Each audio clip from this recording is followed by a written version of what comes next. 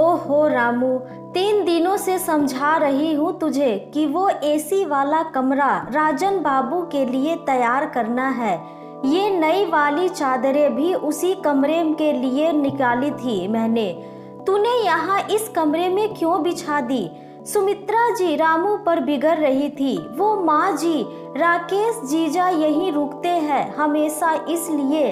हाँ हाँ, रुकते हैं। जब वो अकेले आते हैं फिर वो तो पास में रहते हैं, जब देखो तब आए रहते हैं। लेकिन ये छोटे राजन बाबू तो 1 साल के बाद आ रहे हैं। अरे क्या सोचेंगे वो, उनकी आदत है एसी में रहने की। बेअक्ल है तू बिल्कुल। चल जल्दी उठा ये सब और उसी कमरे में बिछा। अरे श्रीमती जी, हमें भी आपके हाथों की 1 कप चाय मिलेगी या नहीं? अभी तक आपकी तैयारी खत्म नहीं हो पाई है। 2 दिनों बाद ही तो सबको आना है। गोपीनाथ जी ने रामू को डपटने के बाद सुमित्रा जी को फिर से लड्डू और सलोनी बनाने की व्यस्त देखकर टोक दिया। राखी की जोरदार तैयारियां चल रही थी। सुमित्रा जी बहुत ज्यादा उत्साह में थी। इस बार चारों बेटियों के साथ चारों दामाद भी आने वाले हैं। इतनी तैयारी करते करते थक गई थी वो, इसलिए बहू माला को विदाई के लिए दिए जाने वाले गिफ्ट्स लाने की जवाबदारी देकर बाजार भेज दिया था उन्होंने। अरे आपको भी टाइम बे टाइम चाय। अभी रुकिए, बस ये 4-5 लड्डू रह गए हैं, बना लो। तब तक माला भी आ जाएगी, वो बना देगी चाय। सब साथ में पी लेंगे। खूब मन लगाकर लड्डू बांधती। सुमित्रा जी का जवाब सुन गोपीनाथ मुस्कुराए दिए। अरे श्रीमती जी, लाइए, बाकी के लड्डू हम बांधे देते हैं। तभी माला ढेर सारे सामान से जल्दी आ गई। लीजिए माँ, मैं सबके लिए गिफ्ट ले आई हूँ, आइए देख लीजिए। कहते हुए उसने गिफ्ट निकालना शुरू कर दिया। सुमित्रा जी सारे गिफ्ट्स देखकर खुश हुई। हाँ वाह, मेरी बहू की चॉइस बहुत बढ़िया है, सभी बहुत बढ़िया है। ये बड़ा सा पैकेट किसका है?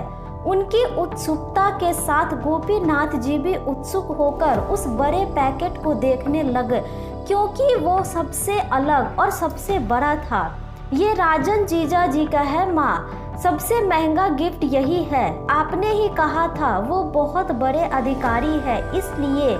माला के संकुचित होते स्वर को काटते हुए सुमित्रा जी एकदम से खुश होकर बोल उठी। हाँ हाँ बहू, तुझे याद था, ठीक किया। अब राजन जी की बात ही अलग है, बाकी दामादों से उनकी क्या तुलना करना।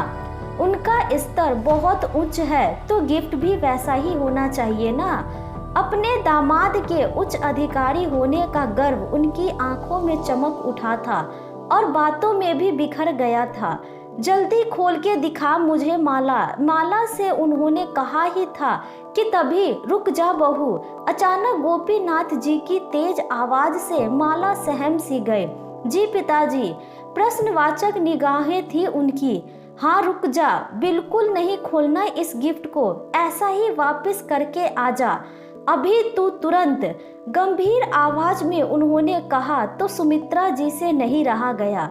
क्यों क्यों वापस होगी ये गिफ्ट? देखने तो दो, क्या है ऐसा? हो क्या गया जो आपको आपत्ति होने लग गई? सुमित्रा, मैं सुबह से देख रहा हूँ तुम हर बात में एक दामाद की ज्यादा तारीफ, ज्यादा ख्याल, ज्यादा सम्मान के यत्न कर रही हो, और अब तुम ये क्या अनर्थ करने जा रही हो? मुझे तुमसे ये उम्मीद नहीं थी। अरे अपने चारों बेटियों और दामादों को हम एक ही आंखों से देखते हैं, वे हमारे लिए एक बराबर है। किसी दामाद का पद बहुत ऊंचा है, अच्छी बात है, इसका ये अर्थ कदापि नहीं है कि इस आधार पर घर के दूसरे दामाद नीचे हो गए। ये घर है सुमित्रा, यहाँ रिश्तों का सम्मान होता है, पद का नहीं। गिफ्ट में इस तरह भेदभाव करके तुम सबके सामने अपरोक्ष रूप से अन्य दामादों की सबके सामने बेइज्जती कर रही हो। इससे केवल दामादों में अलगाव ही नहीं पैदा कर रही हो, बल्कि हमारी बेटियों का सुखमय भविष्य भी अंधकारमय कर रही हो। अरे मैं उनका गिफ्ट चुपचाप उन्हीं के अकेले में दे दूंगी, किसी को कुछ पता ही नहीं चलेगा।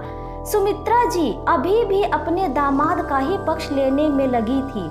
सुमित्रा, बात गिफ्ट की नहीं है, बात सम्मान और अपमान की है, बात पद के आधार पर घर में भेदभाव की है।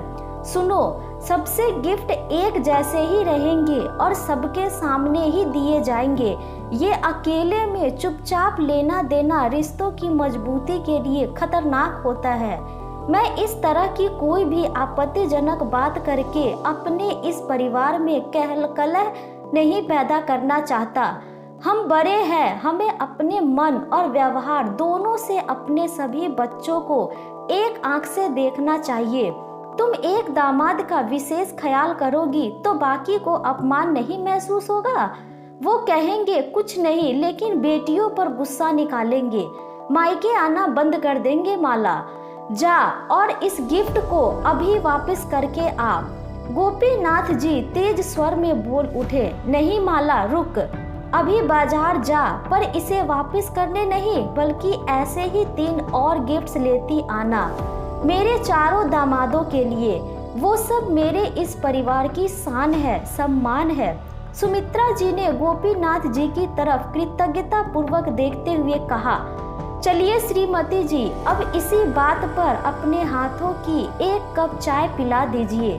गोपीनाथ जी ने पत्नी की समझदारी पर मुस्कुराते हुए कहा, तो सुमित्रा जी भी अभी लीजिए, कहते संतोष से मुस्कुरा उठी। तो दोस्तों, यह थी हमारी आज की कहानी। आपको यह कहानी कैसी लगी हमें कमेंट करके ज़रूर बताएं। साथ ही लाइक एंड सब्सक्राइब करना ना भूलें। धन्यवाद।